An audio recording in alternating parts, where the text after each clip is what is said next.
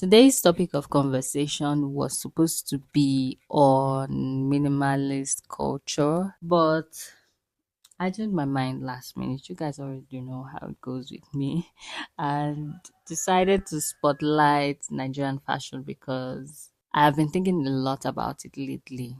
For today, we are spotlighting Nigerian fashion. I think that Nigerian fashion finally is getting the support that it deserves. And we can thank digital culture for that, especially platforms like TikTok and Instagram and Pinterest and everything we're using now. These apps are changing everything.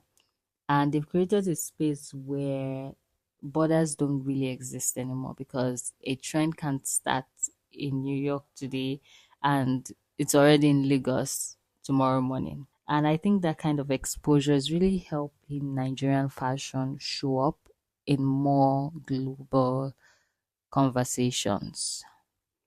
More people are discovering Nigerian designers, our fabrics, our silhouettes, and that's an amazing thing because when I think about Nigerian fashion, the first thing that comes to my mind is our culture, and you can't separate it from who we are. It's really what our fashion is about.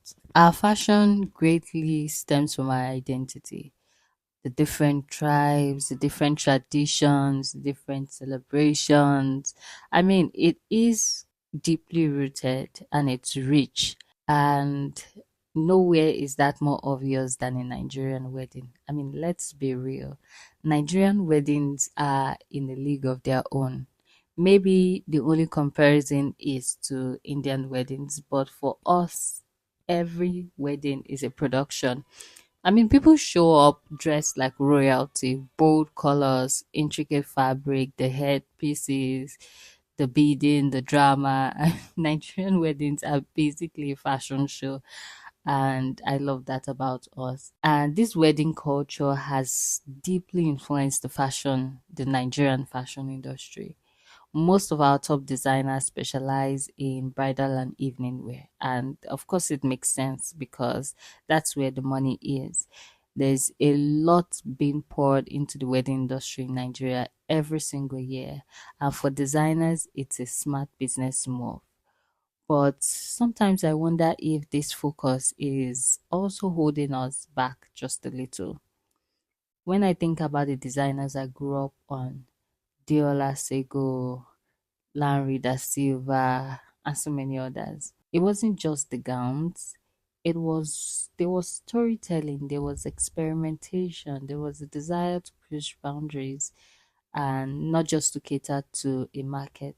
But today, while we still have creative designers, amazing ones in fact, but a lot of what's out there feels very the same. We're seeing one popular corset gown and suddenly everyone's making a version in 10 colors.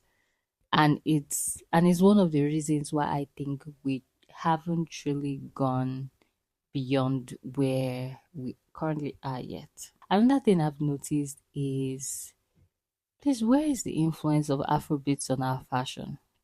Like you would expect it, right? To think about how global music has become. Burna Boy, Whiskey, Davido, Thames, Aerostar. You think that fashion would be right there with it because with something like music, I mean, it just needs the right fashion to give the right attitude, but it's not. Afrobeats doesn't seem to be creating a distinct fashion era like hip hop did or like the old Nollywood era. There is no standout style language. There is no standout style language connected to the music right now, and that's just a missed opportunity.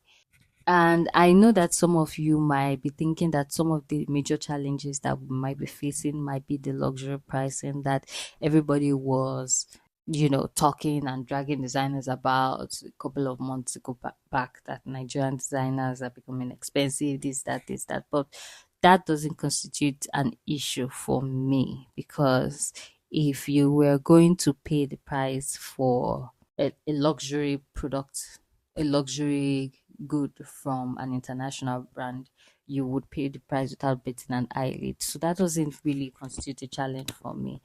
Where I have a problem is when there is a mismatch with the price and the perceived quality. But if the designers are offering quality, then you should be able to pay those prices. Um, but then you should be able to pay those luxury prices that you're being charged. This requires a more sit down talking video, a longer video, because this is just very short by the side of the road, dropping by the junction. We need more editors, we need more mentorship, we need more showrooms, we need more designers, even that are brave enough to try something different, not just what's trending.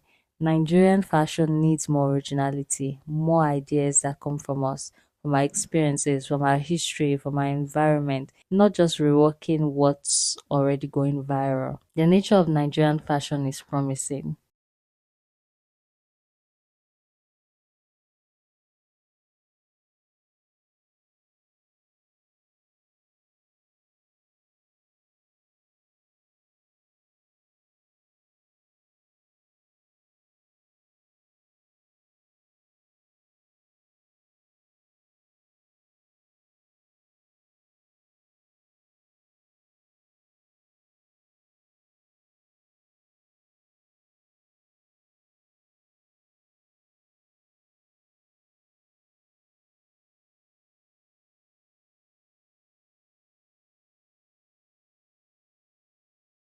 The future of Nigerian fashion is promising. We have everything in our culture, creativity, and community.